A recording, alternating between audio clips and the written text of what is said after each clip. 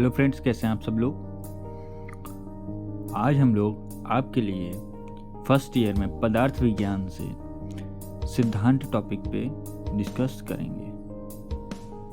इसमें हम लोग सिद्धांत देखेंगे, सिद्धांत की परिभाषा देखेंगे, सिद्धांत के भेद देखेंगे और उनके बारे में जानेंगे। उसके बाद आयुर्वेदिक के मौलिक सिद्धांतों के बारे में डिस्कस करेंगे। वीडियो को पूरा देखने से पहले चैनल को सब्सक्राइब कर लीजिए। तो चलिए स्टार्ट करते हैं। तो सबसे पहला ये देखते हैं कि ये सिद्धांत होता क्या है। तो जैसा कि हम लोग जानते हैं, सिद्धांत का मतलब होता है किसी प्रकार का फॉर्मूला, कोई थ्योरी या कोई थीसिस, मतलब कि जिसको कई बार एक्सपेरिमेंट करके या डिस्कस करके उस पर तर्क भाषा करके अच्छी तरह से, या फिर उसको कहीं पे अप्लाई करके, ठीक है, निकाला गया है। और उस चीज़ को अब कहीं भी वो चीज़ अगर अप्लाई की जाए तो वो चीज़ गलत नहीं हो सकती है। हम लोग जानते हैं ये, ठीक है। तो उसी का आयुर्वेद में देखते हैं क्या कहते हैं सिद्धांतों को, कि श्लोक दिया हुआ है कि सिद्धांतो नाम साया परीक्ष कैर बहु विध परीक्ष हेतुभिश्च साधयित्वा स्थाप्यते निर्णया। ठीक है, ये चरक विमान स्थान के 8वें अध्याय का 37वां श्लोक है। ठीक है, तो इसका क्या कहते हैं कि परीक्षक, मतलब जो विद्वान लोग होते हैं, उनके द्वारा अनेक प्रकार से परीक्षा करके और हेतुओं द्वारा सिद्ध करके। हेतुओं का मतलब कि तरह तरह के जो इक्विपमेंट्स होते हैं, ठीक, जो तरह तरह के इक्विपमेंट्स होते हैं उनके द्वारा, ठीक है, उस चीज़ पे अप्लाई करके, उनके द्वारा टेस्ट करके, ठीक है, हेतुओं द्वारा सिद्ध करके, मतलब कि टेस्टिंग करके जो निर्णय करते हैं उसे सिद्धांत कहते हैं, मतलब लॉ ऑफ थ्योरी कहते हैं।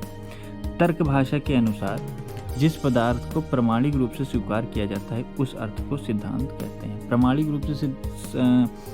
रूप से स्वीकार करने का मतलब यह है कि जिसका प्रमाण है, जिसको अप्लाई किया जा चुका है और वो चीज़ कहीं गलत नहीं हो सकती, ठीक है। जैसे कि कुछ प्रमाण हमारे आयुर्वेद में भी होते हैं, जैसे कि त्रिदोष, ठीक है, सप्त धातु। तो त्रिदोष हम लोग जानते ही हैं कि वात पित्त कफ, ठीक है, इनको हर जगह पे आयुर्वेद में हर जगह पे अप्लाई किया जा सकता है। ये गलत नहीं होते, इनके जो गुण हैं, इनके जो कर्म हैं, इनको कहीं पे भी गलत नहीं किया जा सकता है। फिर उसके बाद देखते हैं, तो ये डेफिनेशन है, और तो ये श्लोक है, ये इम्पॉर्टेंट श्लोक है, आप लोग याद कर लीजिए, ठीक है, और ये इसकी डेफिनेशन है।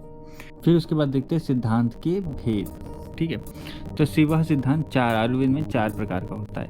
एक होता है सर्वतंत्र सिद्धांत, प्रतितंत्र सिद्धांत, अधिकरण सिद्धांत और अभ्युपगमन सिद्धांत।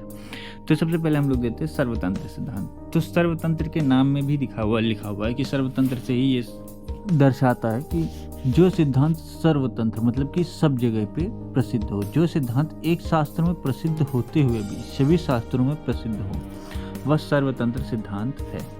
जिस शास्त्र में वो सिद्धांत लिखा है वहाँ तो है ही, बट वो अन्य शास्त्रों में भी प्रसिद्ध है, मतलब कि अन्य शास्त्र वाले भी इसको अप्लाई करते हैं, इसको मानते हैं, उसे सर्वतंत्र सिद्धांत कहते हैं, ठीक है। जैसे कौन सा सिद्धांत है, जैसे उदाहरण में देखते हैं, रोग के निदान है। निदान का मतलब होता है कारण, ठीक है। तो जो रोग है उसका निदान अवश्य होगा। रोग हैं, रोग होते हैं, उन रोगों की चिकित्सा है, ठीक है, रोग साध्य है। इसी तरह से त्रिदोष सिद्धांत सभी जगह पे अप्लाई होता है, ठीक है। अगर हम लोग आज की भाषा में देखा जाए तो जैसे कि हम लोग देख सकते हैं कि न्यूटन के 3 लॉज, ठीक है, ये सब चीज़ें भी हर जगह अप्लाई होती हैं। तो उसी तरह से सर्वतंत्र सिद्धांत, आयुर्वेद में सर्वतंत्र सिद्धांत जो होते हैं, एक जो शास्त्र है वहाँ पे तो अप्लाई होते ही होते हैं, अन्य शास्त्रों में भी उनको मान्यता मिलती है। फिर उसके बाद देखते हैं प्रतितंत्र सिद्धांत। तो प्रतितंत्र सिद्धांत क्या होता है कि जो सिद्धांत एक शास्त्र में तो प्रसिद्ध है किंतु दूसरे शास्त्र में वह मान्य नहीं है। जैसे आयुर्वेद में 6 रसों की प्रसिद्धि एवं क्या है, अन्य शास्त्र में 8 रस प्रसिद्ध हैं, 5 ज्ञानेंद्रिय आयुर्वेद में मान्य है। मतलब कि क्या कहा गया है कि जो सिद्धांत, मतलब कि एक शास्त्र में लिखा गया है, जैसे आयुर्वेद में 6 रसों का वर्णन है, ठीक है, वहाँ पे आयुर्वेद में, यहाँ पे आयुर्वेद में 6 रसों का वर्णन है, बट अन्य शास्त्रों में देखा जाए तो वहाँ 8 रस होते हैं, और कई आचार्यों ने अन्य संख्या भी मानी है। तो अन्य शास्त्रों में रसों की संख्या जो होती है वो भिन्न है। तो उसी को देखते हैं, उसी एग्जाम्पल से समझते हैं कि चलिए एक शास्त्र में तो 6 रस मान लिया, बट अन्य शास्त्रों में वो मान्य नहीं है, अन्य शास्त्रों में दूसरे मानते हैं। उसी तरह 5 ज्ञानेंद्रिय आयुर्वेद में आयुर्वेद में 5 ज्ञानेंद्रियाँ मानी गई हैं, अन्य शास्त्रों में इनकी संख्याओं में भिन्नता देखी जाती है। ठीक, इसके बाद तीसरा सिद्धांत आता है, वह है अधिकरण सिद्धांत। अधिकरण सिद्धांत का क्या मतलब है कि जो सिद्धांत नॉर्मल चल रहा है, ठीक है, उससी संबंध में दूसरे सिद्ध अधिकरण मतलब तथ्य का आ जाना अधिकरण सिद्धांत है। जैसे कि जिस विषय का जो प्रकरण चल रहा हो उसी से संबंध रखने वाले दूसरे सिद्ध अधिकरण का आ जाना अधिकरण सिद्धांत है। ठीक, मतलब कि मान लीजिए कि किसी भी जो थीसिस आई है, कोई फॉर्मूला आया है या कोई सिद्धांत आया है, ठीक है, उसको सभी लोग मान रहे हैं, बट कोई अन्य वैज्ञानिक आकर के उस सिद्धांत के उसी टॉपिक पे दूसरा सिद्धांत ला देता है जो उससे ज़्यादा बेहतर है, उससे ज़्यादा अप्लाई किया जा सकता है और उससे ज़्यादा सिद्ध है, तो हम लोग उस दूसरे वाले सिद्धांत को मानेंगे। ठीक है, उसे ही अधिकरण सिद्धांत कहते हैं। तो आयुर्वेद में इसका क्या है, जैसे मुक्त पुरुष निष्प्रह होने से शुभ अशुभ फल के बंधन में डालने वाला कर्म नहीं करता। ठीक है, तो जैसे जो मुक्त पुरुष है, ठीक है, जिस पुरुष को मुक्ति मिल चुकी है, ठीक है, जिसको मुक्ति प्राप्ति हो चुकी है, जो मोक्ष को प्राप्त हो चुका, वो उसको फर्क नहीं पड़ता कि कौन सा कर्म शुभ है कौन सा फल अशुभ है। ठीक है, ऐसे कर्मों को वो नहीं करता है। ठीक, फिर उसके बाद देखते हैं अभ्युपगमन सिद्धांत। तो अभ्युपगमन सिद्धांत क्या कहते हैं कि जिस अप्रमाणित, अपरीक्षित, अनुद्दिष्ट एवं अहेतुक बात को वैध लोग वाद विवाद के समय मान लेते हैं, उसे अभ्युपगमन सिद्धांत कहते हैं। ठीक है, मतलब कि ऐसा सिद्धांत जो अप्रमाणित है, जिसका कोई प्रमाण नहीं है, जिसका परीक्षण भी नहीं हुआ है, ठीक है, जिसको किसी ने देखा भी नहीं है, जिसको हेतुओं के द्वारा भी सिद्धि नहीं है। हेतु का मतलब होता है जो तरह तरह के इक्विपमेंट के द्वारा किसी चीज़ की सिद्धि की जाती है, मतलब कि तरह तरह के जो इक्विपमेंट उस प्रमाण को सिद्ध करने में यूज़ होते हैं, उन्हें हेतु कहते हैं। तो अहेतुक बात मतलब कि जो इक्विपमेंट के द्वारा भी जो बात सिद्ध नहीं हो सकी, तो वैद्य लोग क्या करते हैं, जो विद्वान लोग होते हैं उसको वाद विवाद के समय मान लेते हैं, मतलब कि उस पर अच्छे से कॉन्फ्रेंसेस होती हैं, वाद विवाद करते हैं और जो फाइनल उन लोग का कंक्लूजन निकलता है उसे मान लेते हैं। ठीक है, उसे अभ्युपगमन सिद्धांत कहते हैं। इसका एग्जाम्पल क्या है कि जैसे कभी कभी कुछ द्रव्य को प्रधान मानकर कहेंगे, ठीक है, कुछ टॉपिक है जिसमें द्रव्य को प्रधानता दी गई है, कहीं पे कुछ को गुण में की प्रधानता कहेंगे, ठीक है, कहीं कहीं पे कुल की प्रधानता भी दी गई है। ठीक है, तो इस प्रकार के जो मतलब कि जिनको जानते नहीं हैं वैद्य लोग, जिनके बारे में अभी तक परीक्षण नहीं किया, अप्रमाणित हैं जो, उन्हें अभ्युपगमन सिद्धांत कहते हैं। तो ये सिद्धांत के भेद हो गए। फिर उसके बाद देखते हैं कि आयुर्वेद के मौलिक सिद्धांत। ठीक है, तो आयुर्वेद के मौलिक सिद्धांत में क्या कहते हैं कि ये जो टॉपिक है ये क्वेश्चन पेपर में इस तरह आता है कि आयुर्वेद में सिद्धांतों का प्रयोजन का वर्णन करें। ठीक है, तो इसके बारे में देखते हैं कि मूल किसी अवयवी पदार्थ के उस अवयव को कहते हैं जो उत्पत्ति के समय सर्वप्रथम अस्तित्व में आए। ठीक है, तथा अपने अवयवी के साथ जीवन भर अपृथक रहता हुआ अवयवी का पोषण एवं धारण करें। तो मूल किसे कहते हैं, किसी चीज़ का बेसिक किसे कहते हैं, जो अवयवी पदार्थ के उस अवयव को कहते हैं, उस अंग को कहते हैं, उस पार्ट को, उस कंटेंट को कहते हैं जो उत्पत्ति के समय सर्वप्रथम अस्तित्व में आए। जब किसी चीज़ की उत्पत्ति हो, जब कोई चीज़ बनाई जाए तो सर्वप्रथम वही चीज़ अस्तित्व में आए, वही मूल आए। ठीक, अपने अवयवी के साथ जीवन भर अपृथक रहता हुआ अवयवी का पोषण एवं धारण करें। अपने जीवन में मतलब कि जब तक जो मेन मैटर है, ठीक है, जो पदार्थ है, ठीक है, जब तक वो रहता है तब तक वो जो मूल है उसके साथ ही रहता है और उसका पोषण एवं धारण करता है। ठीक है, जिसके अभाव में अवयवी का अस्तित्व भी समाप्त हो जाए। ठीक, अगर मूल न रहे तो जो अवयवी का अस्तित्व है वो भी समाप्त हो जाएगा। ठीक, अतः मूल को लक्ष्य करके जो सिद्धांत बनाए जाते हैं उन्हें मौलिक सिद्धांत कहते हैं। ठीक है, मूल को लक्ष्य करके जो सिद्धांत बनाए जाते हैं, मतलब कि जो उसका बेसिक कंटेंट है उसको लक्ष्य करके उसको मानते हुए जो सिद्धांत बनाए जाते हैं उन्हें मौलिक सिद्धांत कहते हैं। क्यों सिद्धांत कहते हैं? क्योंकि जब तक सिद्धांत रहता है, जब तक मूल रहता है तब तक वो सिद्धांत रहता है।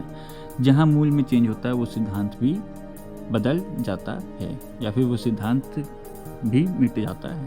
ठीक, आयुर्वेद में वर्णित विभिन्न सिद्धांत ना तो किसी प्रयोगशाला में बैठकर स्थापित किए गए हैं और न ही किसी जीव जंतु के ऊपर प्रयोगशील परीक्षण पर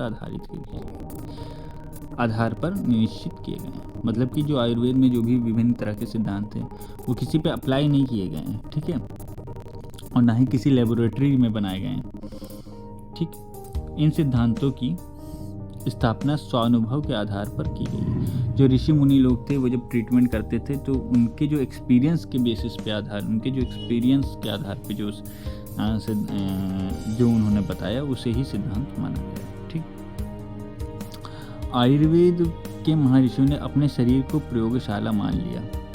आयुर्वेद के महर्षियों ने अपने शरीर को प्रयोगशाला मान लिया और अध्यात्म की ध्यान मूलक पद्धति द्वारा इन सिद्धांतों की प्रतिस्थापना की। उन्होंने अपनी बॉडी को प्रयोगशाला माना, ठीक है, और अध्यात्म एवं ध्यान मूलक, जो ध्यान लगाने से, ठीक है, ध्यान मूलक पद्धति है, इसके द्वारा जो सिद्धांत होते हैं उसकी प्रतिस्थापना की। ठीक है, ठीक, तो आयुर्वेदिक महर्षियों ने अपने शरीर को प्रयोगशाला माना और अध्यात्म और ध्यान मूलक पद्धति के द्वारा, ठीक है, इन सिद्धांतों को जाना और इनकी प्रतिस्थापना की। ठीक, फिर उसके बाद देखते हैं कि भारतीय विद्वानों का सर्वसम्मत विचार यह है कि आयुर्वेद की जो कुछ विशेषताएं हैं वह उसके मौलिक एवं आधारभूत सिद्धांतों पर ही आधारित हैं। भारतीय विद्वानों की क्या सर्वसम्मत, मतलब कि सभी ने माना है। तो सर्वसम्मत में कौन सा एग्जाम्पल आ जाता है? सर्वसम्मत में आ जाएगा सर्वतंत्र सिद्धांत। ठीक है, तो सर्वसम्मत, ठीक है, तो आयुर्वेद विद्वानों का सर्वसम्मत, उन्होंने सभी ने ये माना है कि जो आयुर्वेद की जो कुछ विशेषताएं हैं, ठीक है, वे उसके मौलिक आधारभूत सिद्धांतों पर ही आधारित, मतलब कि जो कुछ आयुर्वेद में लिखा गया है, जो कुछ वर्णित है, वो उसके मौलिक सिद्धांत और उसके आधारभूत सिद्धांतों के आधार पर ही लिखा गया है। ठीक है, फिर वही आयुर्वेद की मूल भत्ती या रीढ़ कही जाती है। ठीक है, जो आयुर्वेद के मूलभूत सिद्धांत है उन्हें ही आयुर्वेद की रीढ़ कहा जाता है। सिद्धांतों के बिना लाक्षणिक आधार पर, ठीक है, औषधियों का अनुसंधान चिकित्सा आयुर्वेद के लिए घातक होती है। ठीक है, अगर सिद्धांत नहीं है फिर भी लक्षण के आधार पर औषधियों का अगर अनुसंधान या चिकित्सा करेंगे तो आयुर्वेद के लिए घातक होगी, क्योंकि आयुर्वेद अपने सिद्धांतों के आधार पर सहस्त्राब्दी से जीवित है। सभी जानते हैं कि जो आयुर्वेद में जो सिद्धांत लिखे गए हैं वो हजारों वर्षों से उसी प्रकार है और उनको कोई झुठला नहीं पाया है। अभी भी आज के समय में भी इन सिद्धांतों को कोई गलत साबित नहीं कर पाया। तो इसी के सिद्धांतों को मद्देनजर रखते हुए भी चिकित्सा किसी व्यक्ति की करनी चाहिए या जो औषधियाँ हैं उन पे अनुसंधान भी उसी आधार पर करना चाहिए। ठीक है, नहीं तो ये आयुर्वेद के लिए घातक साबित हो सकती हैं। ठीक है, अगर इन सिद्धांतों को विस्मृत कर देंगे तो आयुर्वेद औषधियों का अन्य पद्धतियों में अंतर्भाव हो जाएगा। अगर इन सिद्धांतों को हम नहीं मानेंगे या फिर विस्मृत कर देते हैं किसी प्रकार से, तो जो आयुर्वेदिक औषधियाँ या अन्य चिकित्सा पद्धतियाँ हैं जो आयुर्वेदिक हैं, तो जो आयुर्वेदिक औषधियाँ हैं तो उनका जो है वो अन्य चिकित्सक पद्धतियों में अंतर्भाव हो जाएगा, वो अन्य चिकित्सक पद्धतियों में मिल जाएंगे। ठीक है, इसका स्पष्ट कारण यह है कि इसके सिद्धांत सर्वथा अक्षुण्ण एवं अपरिवर्तनीय है। ठीक है, क्योंकि आयुर्वेद में जो सिद्धांत हैं वो सर्वथा अक्षुण्ण, मतलब उनमें छेड़खानी नहीं की जा सकती है, वो जो है वही है। ठीक है, जो सिद्धांतों को लिखा गया है वो सर्वसम्मत माने जाते हैं तथा अपरिवर्तनीय, उनमें बदलाव भी नहीं किया जा सकता। अगर आप उनमें बदलाव करते हैं तो वो भी आयुर्वेद के लिए घातक हो सकती है। ठीक है, तो इसी के आधार पर देखते हैं आयुर्वेदिक के कुछ मूलभूत सिद्धांत। मैं इनको यहाँ पे आपका एग्जाम्पल दे रहा हूँ क्योंकि आगे सिलेबस में आप इन्हीं के बारे में ही पढ़ेंगे, तो यहाँ पे थोड़ा बताना वीडियो को लंबा कर देगा। अगर आप लोग चाहते हैं कि मैं इनके बारे में भी थोड़ा डिस्क्राइब करूँ तो आप नीचे कमेंट बॉक्स में लिख सकते हैं और मैं आपको अगली वीडियो में इनके बारे में जो संक्षेप में है वो बता दूंगा। ठीक है, तो जो सबसे पहला मूलभूत सिद्धांत है वो त्रिगुण सिद्धांत। ठीक है, सत्वरजतम हम जानते हैं। पंच महाभूत सिद्धांत, त्रिदोष सिद्धांत, सप्तधातु एवं ओज, द्रव्यादि षट पदार्थ, अग्नि एवं स्रोतस, द्रव्यगत रसादि पंच पदार्थ, आत्मा परमात्मा, चरक अनुमत चतुर्विंशति एवं सुश्रुत अनुमत पंचविंशति तत्व, पुनर्जन्म एवं मोक्ष। तो ये सब कुछ सिद्धांत हैं जो आयुर्वेद ने माने हैं, कुछ एग्जाम्पल्स हैं, और इनको कहीं पे भी झुठलाया नहीं जा सकता है। ठीक है, अगर इनको चेंजेस किए जाते हैं, कहीं पे भी इन सिद्धांतों का चेंजेस किया जाता है तो आयुर्वेद के लिए घातक होता है। ठीक है, तो गाइज ये था वीडियो। अगर आप लोगों को समझ में आया हो तो प्लीज़ वीडियो को लाइक करें। अगर आपको किसी प्रकार का कन्फ्यूज़न है, किसी प्रकार की क्वेरी है तो कमेंट बॉक्स में कमेंट करें। And thank you so much for watching.